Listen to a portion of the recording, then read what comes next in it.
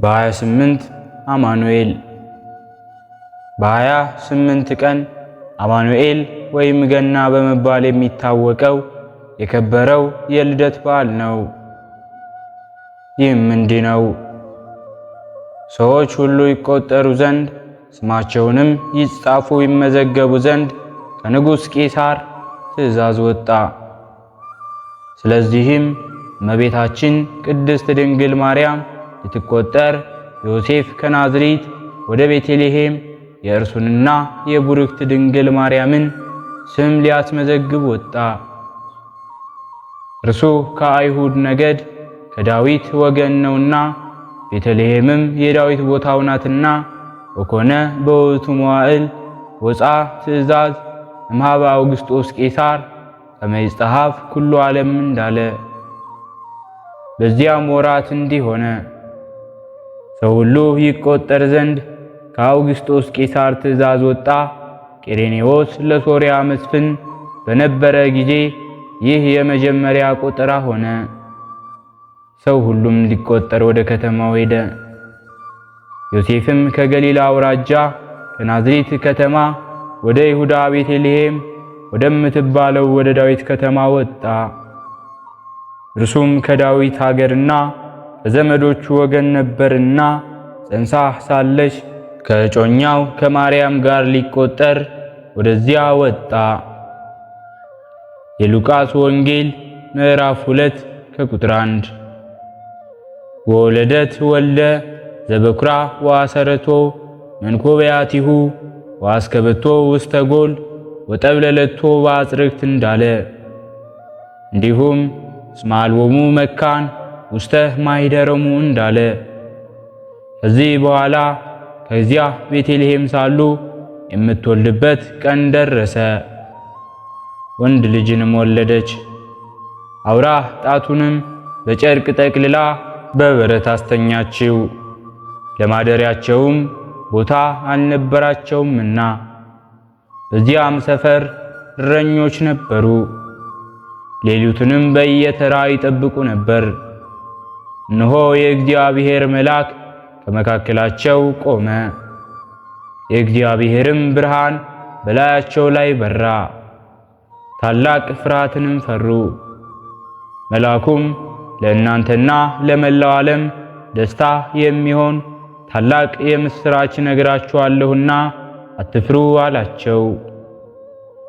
እንዲህም አላቸው፣ እነሆ ዛሬ በዳዊት ሀገር መድህን የሆነ ጌታ ክርስቶስ ተወልዶላችኋልና፣ ለእናንተም ምልክቱ እንዲህ ነው። ሕፃኑ አውራ ጣቱን ታስሮ በጨርቅ ተጠቅልሎ በበረት ውስጥ ተኝቶ ታገኙታላችሁ አላቸው። የሉቃስ ወንጌል ምዕራፍ 2 ከቁጥር 7 እስከ 21። ድንገትም ከዚያ መልአክ ጋራ ብዙ የሰማይ ሰራዊት እግዚአብሔርን እያመሰገኑ ለእግዚአብሔር በሰማይ ምስጋና ይሁን እያሉ በምድርም ሰላም ለሰው በጎ ፈቃድ እያሉ መጡ። የሉቃስ ወንጌል ምዕራፍ 2 ከቁጥር 13።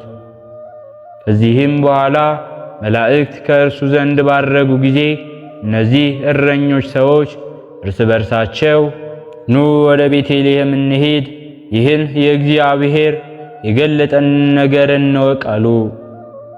ፈጥነውም ሄዱ። ማርያምንና ዮሴፍን ሕፃኑንም በበረት ውስጥ ተኝቶ አገኟቸው። አይተውም ነገሯቸው። ስለዚህ ሕፃን እንደሆነ እንዲሁ አወቁ። እረኞች የነገሯቸው የሰሙ ሁሉ አደነቁ። እረኞችም ለሕፃኑ ሰግደው እግዚአብሔርን እያመሰገኑ ወደ ቦታቸው ተመለሱ። ደስታውን ገና በመጫወት ገለጹ። ስለዚህ ገና ተባለ። የአምላካችን የልዑል እግዚአብሔር ረድኤቱ በረከቱ ከሁላችን ጋር ይሁን። በሁለተኛነት የምናከብረው በዓላችንም አብርሃምና ይስሐቅ ነው። አብርሃምና ይስሐቅ በዚህች ቀን ይውላሉ። ታሪካቸውም እንዲህ ነው። ሰይጣን ለምቀኝነት አያርፍምና ከጌታችን ቀርቦ አብርሃም ወዳጄ ነው ትለዋለህ? ልጅህን ሰዋልኝ ብትለው አይሰዋልህም ብሎ ጠየቀው። እግዚአብሔርም አብርሃምን አለው፣ የምትወደውን ልጅህን ይስሐቅን ወደ ተራራ አውጣውና በዚያ ሰዋው አለው። የሰይጣንን ሐሰተኝነት የአብርሃምን ታማኝነት ለመግለጽ እንዲህ ብሏልና ዘፍጥረት 22 ከቁጥር 1 እስከ 20። አብርሃምም በጠዋት ተነስቶ አህያውን ጫነ፣ ልጁ ይስሐቅንና 2 ብላቴኖቹንም ወሰደ። ለመስዋዕትም እንጨትን ፈልጦ አሸክሞ ሄደ። በሦስተኛውም ቀን እግዚአብሔር ወዳለው ወደዚያ ቦታ ደረሰ። አብርሃምም በዓይኑ ቃኘ፣ ቦታውንም ከሩቅ አየ። አብርሃምም ብላቴኖቹን እናንተ አህያውን ይዛችሁ ከዚህ ቆዩ፣ እኔና ልጄ ግን ወደ ተራራ እንሄዳለን፣ ሰግደንም ወደ እናንተ እንመለሳለን አላቸው። አብርሃምም መስዋዕትን የሚያቃጥልበትን እንጨት አምጥቶ ለልጁ ለይስሐቅ አሸከመው። እርሱም ቢላዋውንና እሳቱን ይዞ ሁለቱም በአንድነት ሄዱ። ይስሐቅም አባቱን አብርሃምን አባ አለው። እርሱም ልጄ ምን ነው አለው። እነሆ እሳትና እንጨት በዚሁ ይዘናል፣ መስዋዕት የሚሆነው በጉ ወዴት አለ አለው። አብርሃምም መስዋዕት የሚሆነውን በግ እግዚአብሔር ያዘጋጀዋል አለው። እግዚአብሔር ሂድ ወዳለው ወደዚያ ቦታ በደረሱ ጊዜ አብርሃምም በዚያ መሠዊያን ሠራ፣ እንጨቱንም ደረደረ። ልጁን ይስሐቅንም አስሮ ጠልፎ በመሠዊያው በእንጨት ላይ በልቡ አንከባሎ በዚያ አስተኛው። አብርሃምም ልጁን ያርደው ዘንድ እጁን ዘርግቶ አሰረው፣ ቢላዋውን አነሳ። ይህንም አብነት ሆኖ በዘመነ መሳፍንት ዮፍታሔ ሴት ልጁን ለእግዚአብሔር ሰውቷል። መጽሐፈ መሳፍንት ምዕራፍ 11 ከቁጥር 34። በአዲስ ኪዳን ስምዖን ወይም በላዔ ሰብእ እግዚአብሔርን አገኘው መስሎት በሰይጣን ተሸንግሎ ወንድ ልጁን አርዶ በልቷል። ከዚህ በኋላ የእግዚአብሔር መልአክም አብርሃም አብርሃም አብርሃም ብሎ 3 ጊዜ ጠራው። እርሱም አቤት አለው። እግዚአብሔር በራሴ ማልኩ ይላል፣ በልጅህ ላይ እጅን አትዘርጋ፣ ምንም ምን አታድርግ፣ እንደዚህ ብሎ ነገረው። አንተ እግዚአብሔር እንደምትፈራው አሁን አወኩ፣ ለምትወደው ለልጅህ አራራለትምና መባረክን እባርካለሁ፣ ዘርክንም እንደ ሰማይ ከዋክብት እንደ ባህር አሸዋ ፈጽሞ አበዛዋለሁ አለው። አብርሃምም ዓይኖቹን አቅንቶ በተመለከተ ጊዜ ቀንድና ቀንዱ በዕፀ ሳቤቅ የተያዘ አንድ በግ በመልአኩ እጅ ወረደለት። አብርሃምም ሄደና ወስዶ በልጁ በይስሐቅ ፈንታ ያንን በግ ሰዋው። ቦታውንም ራእየ እግዚአብሔር አለው። ይህም ንጹሕ ይስሐቅ ጎልማሳ ሲሆን አባቱ ሊሰዋው ባቀረበው ጊዜ እግዚአብሔር በበግ እስካዳነው ድረስ ለአባቱ በመገዛት ለመታረድ አንገቱን ዘርግቶ እርሱም በአባቱ በአብርሃም ሕሊና ፍጹም መሥዋዕት ሆነ። የአብርሃም 175 ዓመት ሲሆነው ሸምግሎ ዕድሜ ጠግቦ ሞተ። ዘፍጥረት ምዕራፍ 25 ከቁጥር 7። ከዚህ በኋላ ይስሐቅ የረሃብ ዘመን ሆነና ብዙ ችግርና ቸነፈር ስደት አግኝቶታል። በአባቱ በአብርሃም ዘመን ከሆነው ሌላ በሀገር ረሃብ ሆኖ በዚያ ነበርና። የፍልስጤም ንጉሥ አቤሜሌክም ወዳለበት ወደ ጌራራ ይስሐቅ በዚያ ተቀምጦ ከዚህ በኋላ ይስሐቅ 40 ዓመት ሲሞላው ሚስት ትሆነው ዘንድ ርብቃን አግብቶ 60 ዓመት ሲሞላው ርብቃ ኤሳውና ያዕቆብን በጥምረት ያዕቆብ የኤሳውን እግር ጨብጦ ይዞ መንታ ወለደች። ኤሳውም ጸጉራም ነበር። ይስሐቅም ኤሳውን ጽኑ ኃይለኛ ስለሆነ ይወደው ነበር። ይስሐቅም አርጅቶ ዓይኖቹ ፈዘው የማያይ ከሆነ በኋላ እንዲህ ሆኖ ታላቁ ልጄ ኤሳውን ጠርቶ እነሆ አረጀው፣ የምሞትበትን ቀን አላውቅም። ማደኛ መሳሪያህን የፍላጻ መንደፊያህን ይዘ ወደ በረሃ ውጣ፣ ሳልሞት ነፍሴ እንድትመርቅህ እበላ ዘንድ እንደምወደው አድርገህ አምጣልኝ አለው።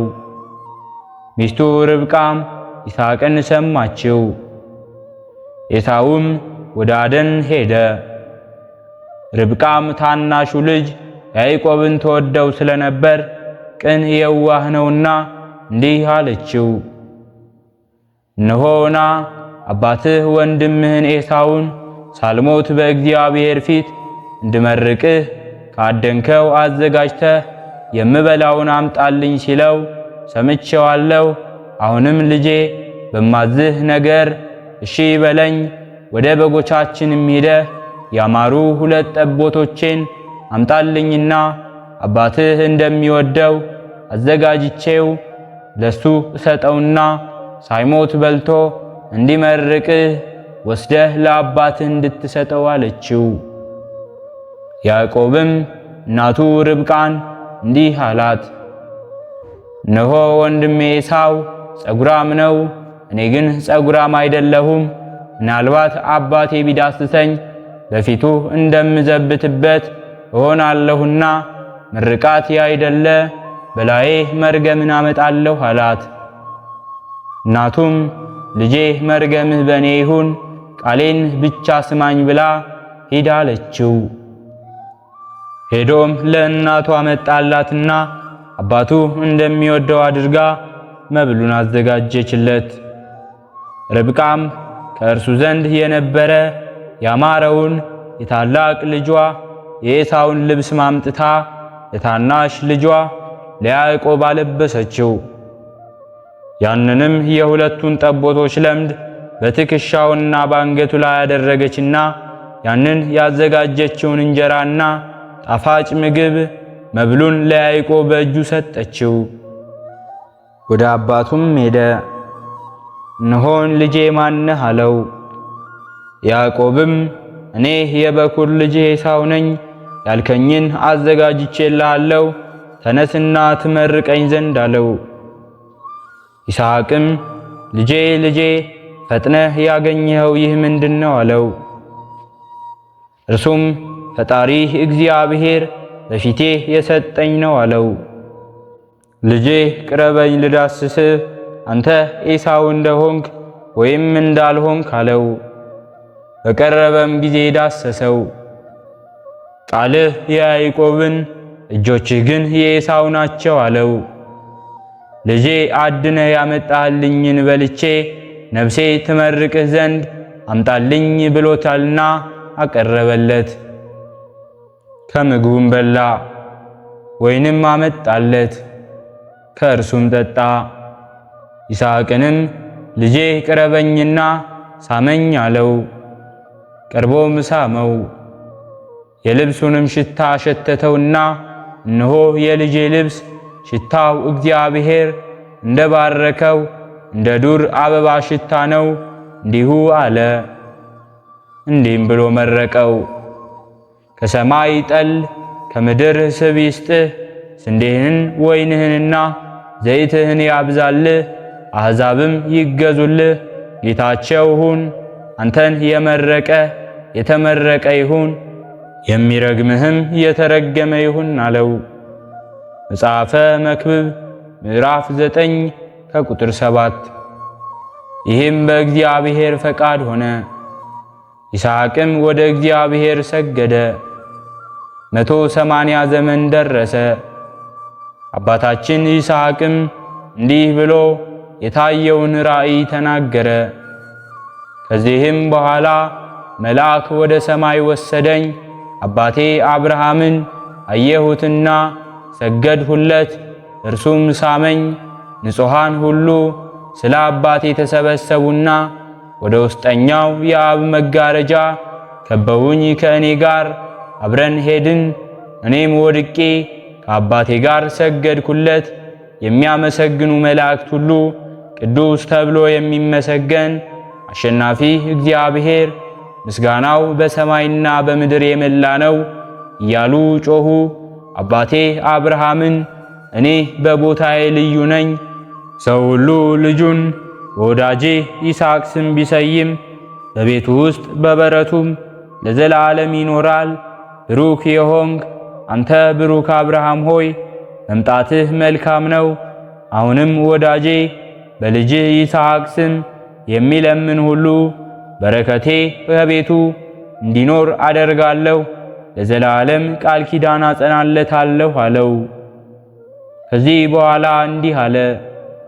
ትሩፋቱን፣ ቅንነቱን፣ ገድሉን የሚጽፍ ካለ ወይም በስሙ የተራበ የሚያጠግብ በመታሰቢያው ቀን የተራቆተን የሚያለብስ እኔ የማያልፈውን መንግሥት ለዚያ እሰጠዋለሁ። ስሙንም በሕይወት መጽሐፍ በእርሱ ላይ እጽፋለሁ። እንዲህ ብሎ እግዚአብሔርም ይህን ብዙ ነገርም በተናገረ ጊዜ ተደሰተ። ከዚህ በኋላ በሰላም አረፈ። እናቱ ሳራ በተቀበረችበትም በአብርሃም መቃብር ተቀበረ። የአብርሃምና የይስሐቅ እንዲሁም የያዕቆብ በረከታቸው፣ ረድኤታቸው፣ አማላጅነታቸው ከሁላችን ጋር ይሁን። ሕሊናችን በማሰባሰብ አባታችን ሆይ እንበል። አባታችን ሆይ በሰማያት የምትኖር፣ ስምህ ይቀደስ፣ መንግሥትህ ትምጣ፣ ፈቃድህ በሰማይ እንደሆነች እንዲሁም በምድር ላይ ትሁን። የዕለት እንጀራችንን ስጠን ዛሬ፣ በደላችንንም ይቅር በለን እኛም የበደልነውን ይቅር እንደምንል፣ አቤቱ ወደ ፈተናም አታግባን ከክፉ ሁሉ አድነን እንጂ መንግሥት ያንተ ናትና ኃይል፣ ክብር፣ ምስጋና ለዘላለሙ አሜን። እመቤታችን ቅድስት ድንግል ማርያም ሆይ በመልአኩ በቅዱስ ገብርኤል ሰላምታ ሰላም እንልሻለን። በሐሳብሽ ድንግል ነሽ፣ በሥጋሽም ድንግል ነሽ። አሸናፊ እግዚአብሔር እናት ሆይ ሰላምታ ላንቺ ይገባሻል። ከሴቶች ሁሉ ተለይተሽ አንቺ የተባረክሽ ነሽ፣ የማኅፀንሽን ፍሬ የተባረከ ነው። ጸጋን የተመላሽ ቅድስት ሆይ ደስ ይበልሽ፣ ልዑል እግዚአብሔር ካንቺ ጋር ነውና ከተወደደው ልጅሽ ከጌታችን ከመድኃኒታችን ከኢየሱስ ክርስቶስ ዘንድ ይቅርታውንና ምሕረቱን ለምኝልን ኃጢአታችንንም ያሰርይልን ዘንድ ለዘላለሙ አሜን። ስለነበረን ጊዜ ሁሉ የአምላካችን የልዑል እግዚአብሔር ስሙ ዛሬም ዘወትርም የተመሰገነ ይሁን። አነሳስቶ ላስጀመረን አስጀምሮ ላስፈጸመን ለልዑል እግዚአብሔር ምስጋና ይሁን።